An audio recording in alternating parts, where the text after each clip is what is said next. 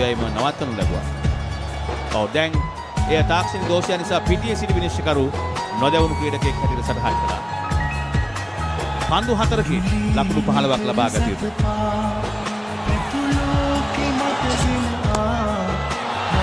ලකුණු 4ක් විය යුතුයි. ලකුණු 4යි දාසුන් ශානක ශ්‍රී ලංකා කණ්ඩායම ජයග්‍රහණය කරා කැඳවාගෙන යාමට ප්‍රබල උත්සාහයක තවත් ලකුණු 4ක් 44යි දාසුන් ශානක ශ්‍රී ලංකාව 166යි කඩලු 6යි මැනවින් ස්ථානගත කරා කව ප්‍රදේශයේ ඉහළින් මෙල්ල කරා ලකුණු 4ක්.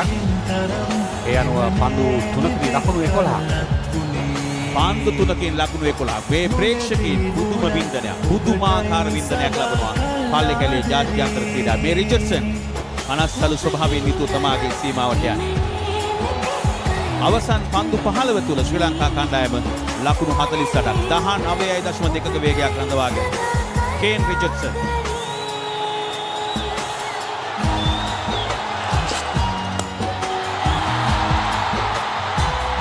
තවත් ලකුණු 4ක් 170යි කඩලු 6යි දැන් ශ්‍රී ලංකාව ජයග්‍රහණයේ පෙනෙන මානෙ පන්දු 2කින් ලකුණු 7ක් අවශ්‍යයි. ඒ වගේම ජාලිය ඩේවිඩ් වෝන තමයි ලෝන් නෝෆ් කලාපයේ සිටින්නේ. ඔහු තමයි තම දක්ෂ පන්දු රකින්නෙක් ඔස්ට්‍රේලියා කණ්ඩායමේ සිටින. ඔහුට හැරෙන්නවත් හම්බුන්නේ නැහැ. ඒ තරම් වේගයක් ඇන්ඩි පවුතුනා ඒ හතරේ පහර. Remember the name දාසුන් ශානක මතක තබාගත යුතු නාමය දාසුන් ශානක බවට පත් වී තිබෙනවා. තව ලකුණු 7ක් පන්දු දෙකක් තුල 48ක් දාසුන් ශානක ආර්ධ ශතකයේ ලකුණු දෙකක් පිටපස්සේ ජයග්‍රහණයට පන්දු 2යි ලකුණු 7ක් අවශ්‍යයි.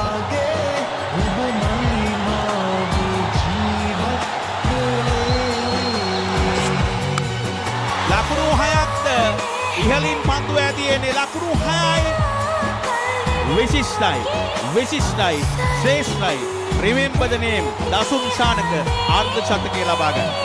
මෙන්න තරගය සමවන අවස්ථාව. නායකත්ව ඉනිම මේ තරග තුනේදීම ඔහුට දොස් පවරනු ලැබුවා බොහෝ දෙනෙක්. නමුත් ඔහු අවශ්‍ය වෙලාවට ශ්‍රී කණ්ඩායම ජයග්‍රහණය බලාපොරොත්තු වෙන වෙලාවේ ඔහු ජයග්‍රහණයකට උර දෙමින් සිටිනවා. තවත් එක ලකුණක් පමණයි. අලංකාර ලොප්ලස් ස්ට්‍රේට් ඩ්‍රයිව් හරින් ලකුණු 6 ලබාගෙන සමාගයේ ආර්ධ ශතකයේ සම්පූර්ණ කර ගන්නවා. මේ ලසිත් මාලිංග ප්‍රීතියෙන් ඉපිද ගොස් තිබෙනවා. ඒ වගේම ජාලිය මතක් කරන්න ඕනේ පන්දු 3කදී ඔහු පන්දු 3ක් ලබා ගන්න පන්දු 11ක් වැය කරා. නමුත් අවසානයේදී ප්‍රතිඵලය ඔහු ලබා ගැනීම සිටිනවා. තව එක කඩවීමක් පමණයි පසු කරන්න තිබෙන්නේ. මේ සුදු පැතීම ශාමිකගේ සුබ පැතීම නායකයාට දැන් එක ලකුණ කපා හරින්නට පන්දු රකින්නන් හැඳවනවා නායක ආරන් පෙන්ච් යාර්තියේ සීමාව වෙත. මේ පෙන්චේ මුහුණේ අනස්සල් ස්වභාවය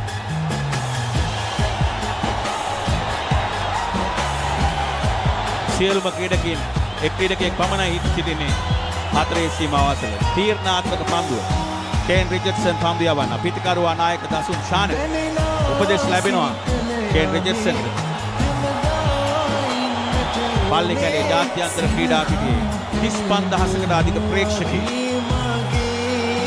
ප්‍රීති ප්‍රමෝදයට පත් වී තිබෙනවා. මේ උද්දාමයට පත් වූ ප්‍රේක්ෂකයන් මෙන්න අවසන් පන්දුව තීරණාත්මක පන්දුව.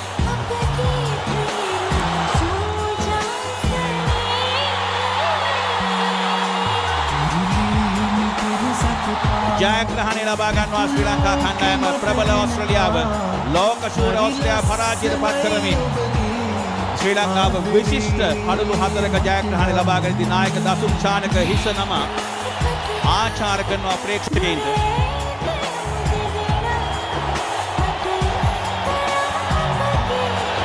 මයිතන්නේ නායකත්ව ඉනිම ක්‍රීඩා කරා. අපි දුටුවා ඔහුගේ ආරම්භයේ ඉතාම මන්දගාමී වුණා. නමුත් ඔහු මන්දගාමී වීම තමයි ඔහුගේ ජයග්‍රහණයට ප්‍රධානම හේතුව. ඔහු පන්දු දැක ගැනීමට තමයි මේ මුල් පන්දු කීපය වැය